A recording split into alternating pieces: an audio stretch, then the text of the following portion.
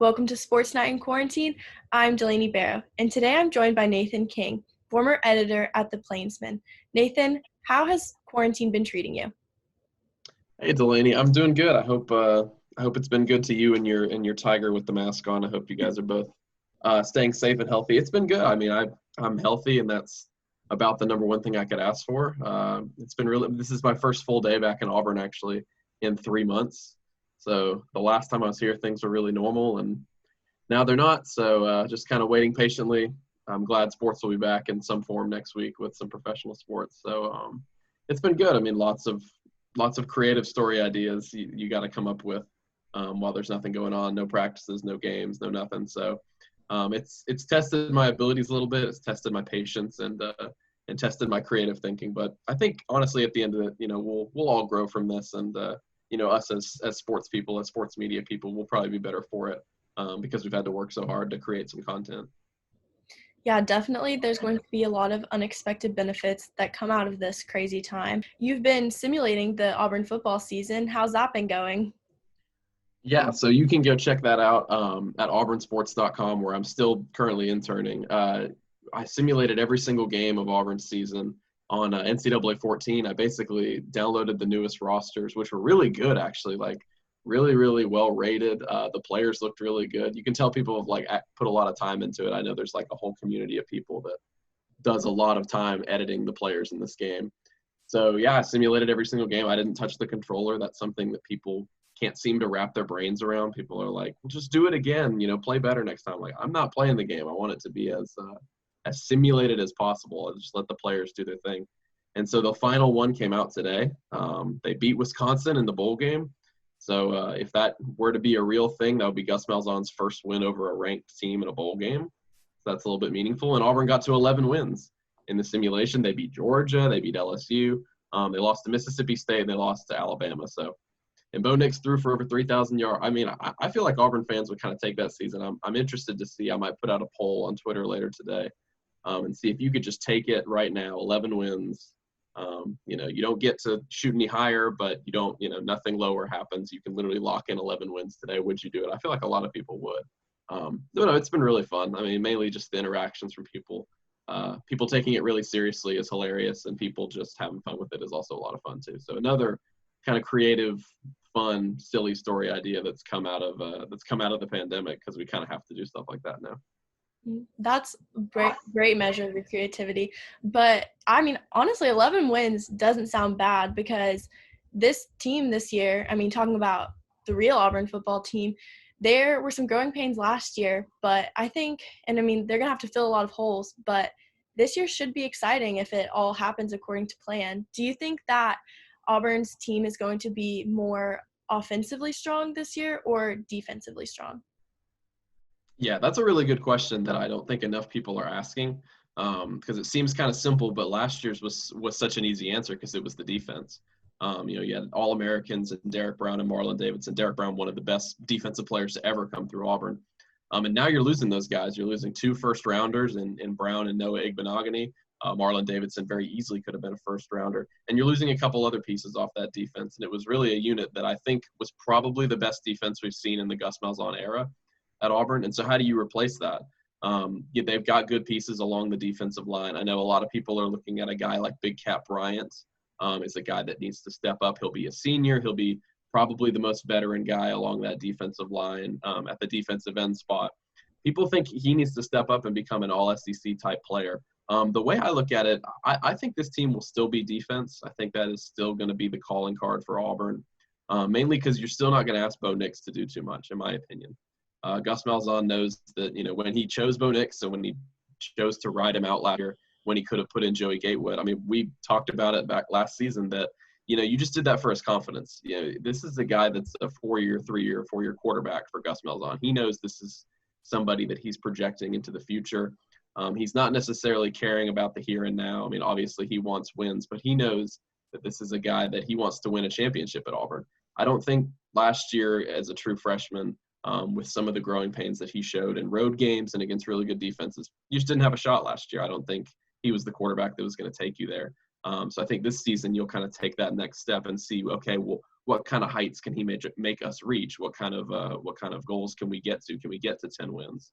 But I think it all starts with the defense. Kevin Steele has proven, you very much so with his contract extension, that he's going to produce great defense after great defense. And I think, we're losing a lot of we won't see the superstar type talent, I don't think, up front. But this is still a really consistent unit.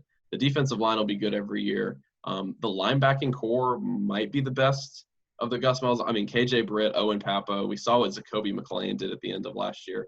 And then I don't think the secondary will drop off too much. They lost a lot of seniors in the secondary, but Jamie and Sherwood and Smoke Monday, these are like young guys that weren't necessarily starters before this, but now they get to step in, and we've seen them make so many. I mean, Smoke Monday, an average Auburn fan, that knows a little less might not even know that he wasn't a starter because of how many great plays he's made over the years. So these are guys that have really been groomed for years, and they're ready to step in. It's been kind of a smooth transition, not too much pressure on them.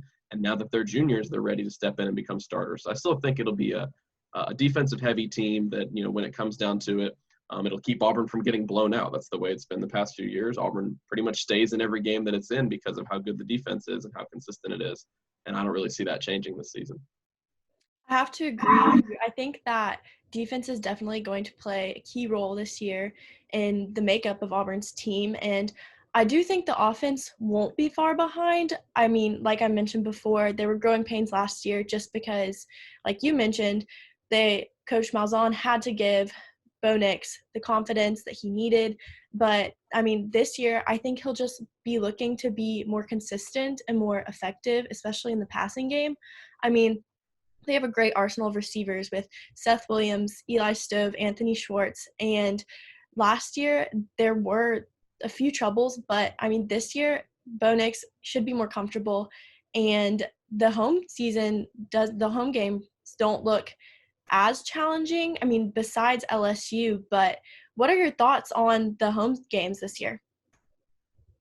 Yeah, you're exactly right. I don't think anytime you draw the year where you're not going to play Alabama and Georgia both in Jordan-Hare Stadium, obviously Auburn fans like to play them there because they feel like they can get a win. Last year, they won one of the games. They could have beaten Georgia probably. This year it'll be more difficult. You got to play on the road. Gus Malzahn's still never beaten LSU, Alabama, or Georgia on the road in his tenure. But yeah, the home slate looks really, really good for Auburn. I would agree with you that I think the toughest game there is definitely LSU. They're the defending national champions, but that team's not going to look the same. They obviously lose the greatest quarterback the greatest quarterback season in college football history in Joe Burrow. They lose the mastermind of that offense in Joe Brady. They return a lot of good pieces, but I just don't think they're going to be the same. So I wouldn't be surprised if Auburn is probably favored in that game. And to your point, Auburn should be favored in every single home game they play this year. Maybe the second best team you're going to play is a Texas A&M that might have the best quarterback in the SEC, but it's a really experienced team. But still, you're probably going to be looked at as the favorite in that game, and that's what you want out of your home schedule. So that needs to be the baseline for Auburn, I think, this season. I think that's a good point by you that they're only going to do so much, past those home games. I think they need to run the table on their home games. Those can't be problems. If you start looking at some problems with your home games, we think back to the 2018 season, they couldn't even take care of people like Tennessee at home. Then you start running into some problems. So you take care of your home games. It's a really favorable schedule, I think. I think the offense will take a step forward and give them a chance to run the table at home. Then you can worry about Georgia on the road. Then you can worry about Alabama on the road. And North Carolina out of the conference. That's a pretty good game this year too. Yeah, the home slate luckily doesn't seem too challenging. I mean, the two main ones, like we said, were LSU and possibly Texas A&M, but Auburn really shouldn't have an issue. But it's those away games that you mentioned. I mean, both UGA and Alabama on the road this year, plus UNC. And do you think that it'll have an effect on how the Tigers play against the Bulldogs, the fact that it got moved to earlier in the season? Yeah, I'm excited. I mean, let's just go ahead and assume that we're going to play the games. Obviously, things might look really different this year, but let's go ahead and just assume the best and say that we'll be headed to Athens in the middle of October. I'm really excited to see what that'll look like. It'll just feel really different. I mean, for as long as I can remember, for as long as a lot of Auburn fans around my age and your age can remember, it's been played in November, and it's almost right up against Alabama in terms of when you're playing the games. But now it's in the middle of the season, and I think that is going to be more so important to how Auburn's kind of schedule shakes out in terms of their wins and losses. Because at the end of the year, if you're having a bad season, that's just going to be bang, bang, you lose 2 games. And that's been kind of unfortunate for Auburn in the past. Now it is, on the other hand, it can be a positive. Bang, bang, you win 2 games. Look at 2017, and you jump to number 2 in the country because people are impressed that you beat those teams back to back. 2013 comes to mind as well. So now I think it's going to be a little more balanced, which is just good for Auburn in the long term. Alan Green has said before he wants to get it switched to where you're only playing Alabama on the road and Georgia at home in the same year, because Georgia had to play in Jordan-Hare 2 straight years to get that fixed. And now it's back wrong again. So Auburn's probably going to have to play in Athens 2 consecutive years to figure things out here in the near future. But yeah, it's really interesting to me. I mean, Auburn won the simulated game that I played on NCAA 14, which that doesn't mean anything. Georgia will definitely be a college football playoff contender this year. I think a lot of it rides on how good their new quarterback is. Wake Forest transfer Jamie Newman. A lot of people think he can be one of the best quarterbacks, if not the best, in the SEC, but it's like a lot remains to be seen because he just played in the ACC, and obviously SEC fans are going to really turn up their noses at the competition that's from the ACC. So it's a winnable game, I think, this year for Auburn. But like you said, Bo Nix really under Chad Morris's direction has to take a really, really big step in order for them to beat either of their rivals on the road because, again, Gus Malzahn still hasn't done it. Yeah, and you made a really good point about it, balancing out the schedule a little more. And I think that it'll be a good progress marker, especially being earlier than usual against Alabama, because that's the game that most people look forward to, Iron Bowl. But also the idea that both Auburn and, well, they'll play UGA at home, but then the same season they'll play Alabama away. That definitely seems like a better alternative because typically those are the biggest games that Auburn fans look forward to. And obviously LSU is huge, but if you had those alternating home, then that might be just a better way to get the fans to look forward to those really big games, which I think that even though it would stink to play in Athens 2 years in a row, it might be better in the long run. But yeah, again, obviously Auburn fans wouldn't like it. Georgia a few years ago had to do it. It's just for the long-term success of Auburn football. Both Gus Malzahn and Alan Green have said, look, we've got to, you can't do it in a day. You can't just snap your fingers and make the scheduling happen. Obviously, scheduling is years and years and years in advance, and it's something that the SEC couldn't put together for a while. It's difficult to do that. But yeah, I agree with you that, you talk to Auburn fans, and when you're an Auburn student and stuff, people buy their student ticket packages, and, on a year where you play Alabama and Georgia, it's like, great, incredible. Those are going to be so fun at the end of the year. But then it's just, it's so far right and then so far left when you play them on the road. It's like, and in 2018, I mean, they lost both those games pretty handily. So it's almost like a all or nothing kind of situation. Last year you had the chance to beat Georgia. You did beat Alabama. And then a lot of people would just look at next season and say, well, Gus still hasn't done it. What are even the chances to beat 2 playoff contenders on the road? So you're right. It'll be kind of unfortunate. It'll be a bad draw for the team that does have to play in Athens 2 years in a row. But for the long-term success, Gus Malzahn, Alan Green, hoping they'll be a team, they'll be a duo for the football program for years to come. They want to get this thing figured out sooner rather than later, so that maybe one year, they can play Georgia on the road and play Alabama at home, and Auburn will feel really good about itself, and they can win both of them instead of just having to rely on playing them at home. Yeah, and you mentioned from a student's perspective, and I mean, I know this year, going into my junior year, when it was time for me to buy my tickets, there were no away game tickets available for UGA or Alabama, so that kind of stinks, but maybe I'll get to cover the games and still get to go to them. But do you think that there is a single most important game or opponent that Auburn will face this year, or are there multiple that kind of have equal important weights? Yeah, if I had to circle a game on the schedule, I mean, obviously Alabama at the end of the year, but again, like you said before, that's the end of the year. You kind of can't see how the schedule is going to be looking, until you get there. You don't know whether it's going to be for the West. You don't know how good Alabama's going to be. I mean, obviously they're supposed to be really good, but you don't know how good Auburn's going to be either. How much that game will really matter. It always has the bragging rights factor, but in terms of, playoff seeding and SEC seeding, is it really going to matter? So I look at Georgia. I mean, I come back to that game every time I look at Auburn's schedule for next year, and mainly it's because of where it's positioned now. It's slated really in the middle of the year, right at the middle. I believe it's I believe there's 5 games after it and 6 games before it, if I'm not mistaken, or maybe flip-flopped. But I think you're right, and you said before that that's going to be a good litmus test for Auburn. At the beginning of the year, maybe you're not your full-fledged team. Maybe when they play North Carolina, they'll still be working out some kinks. I think particularly on the defense, I think they'll probably be working things out. But maybe Bo Nix needs some more time with Chad Morris. I mean, this is going to be a really weird offseason where they don't get as much time as they normally do. I think by the middle of the year, we will know exactly what kind of Auburn team we're looking at when they play in Athens. If they're completely shut out, if the offense can't do anything, which I think is what a lot of Auburn fans are scared of in those big away games, is if the offense just doesn't show up, then I think you're kind of shown a glimpse of what the rest of the season is going to be like. And okay, maybe Bo Nix isn't there. Maybe junior year will be a year that he can compete for the SEC title. But look, if Auburn goes into Georgia, they go into Athens where they've not been successful at all under Gus Malzahn, and they rack up the points. If Bo Nix looks precise and efficient, if they can run the ball, that's a big thing against Georgia's front seven.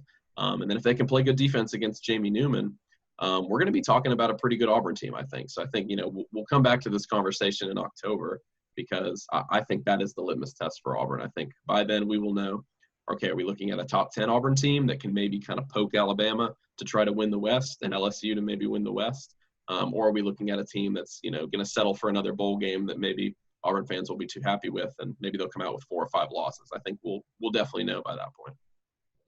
I have to agree with you. I mean, UGA is going to be a huge game, and like you said, it's going to be a progress marker to estimate how the rest of the season is going to go.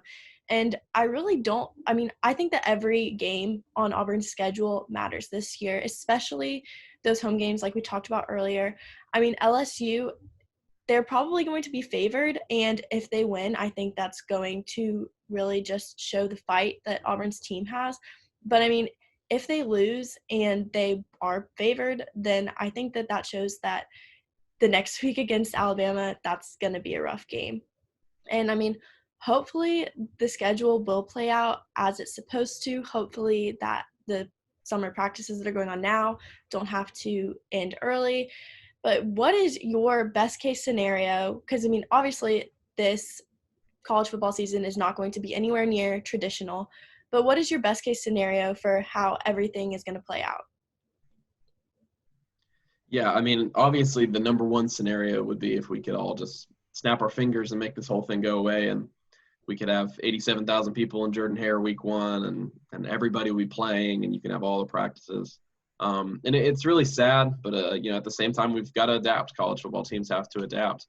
I think that my best case scenario, what I'm kind of looking for optimism week in and week out, is that we continue to move ahead with the schedule that's been given by the NCAA, to start these practices in July, to start walkthroughs, to start throwing the football around and have organized, team activities with coaches there, with coaches teaching.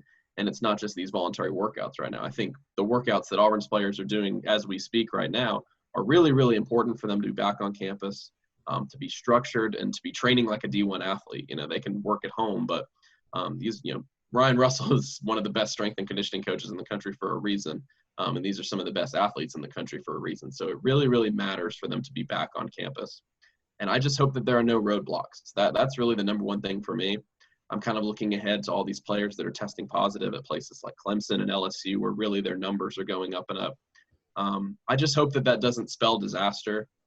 I don't think it does. I think that, we kind of could expect that we were going to have positive tests. I think what matters more is how schools handle it, and how they quarantine and contact trace and all those kinds of things. Auburn has a really, really powerful leader in that department, and Dr. Goodlett. He's developed a great plan for Alan Green in the athletic department to execute. I don't know. I mean, it's just going to be a really weird season. I think we're in the age of, out with COVID. I think that's going to be something maybe your running back had a foot injury last year. Well, he might not be playing because he tested positive for coronavirus on Friday. And then when you contact trace, players are going to be in pods, and, everyone else in his pod now can't play because they're asymptomatic and they've tested positive. So it's going to be a really weird year for depth. That's my best case scenario, is that, it'll be weird. Maybe you don't play every game. Maybe you can't play every team because they have too many players test positive. Maybe you don't travel to every location. But if you can play at least 9-10 games in a regular season, even if they're weird, even if Auburn's about to play Georgia and Jamie Newman tests positive the day before and they've got to play the backup quarterback, I mean, this kind of thing can happen. It's just going to be really, really strange, and it'll be a season we remember for a long time. So hopefully everybody just stays healthy, and we continue to have good protocols, and teams continue to follow and abide by those rules as best as possible. I remain optimistic. I tell people that we're going to have a college football season. It might be really strange, but these athletic programs would implode if they didn't. I mean, it brings in so much money. I don't think it's possible not to have it. So unless things really, really go haywire, I think we'll definitely have a season. It might just be really, really weird. I do agree. The key to all of this is optimism and hoping that there aren't any roadblocks like you mentioned.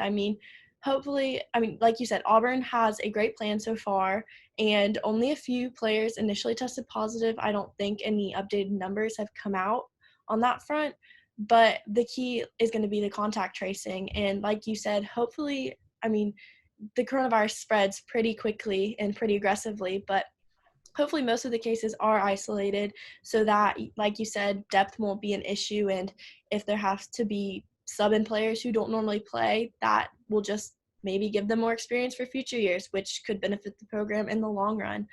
Do you think that, obviously, like we said, it's not going to be a traditional season, how likely do you think it is that fans are going to be able to sit in stadiums?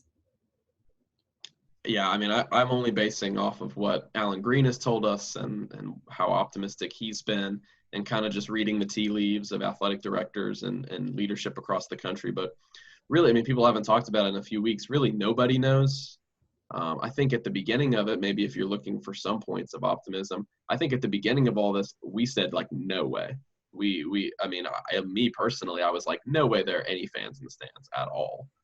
It just seemed like such a long shot. It seemed like the virus is too dangerous. We're going to have people right on top of each other. You can't have people in a stadium. You can't fill up a stadium. It's a 100,000 person stadium.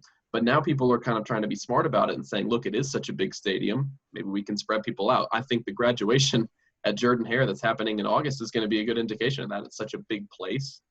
They say that outdoor areas are a lot safer. It's open air.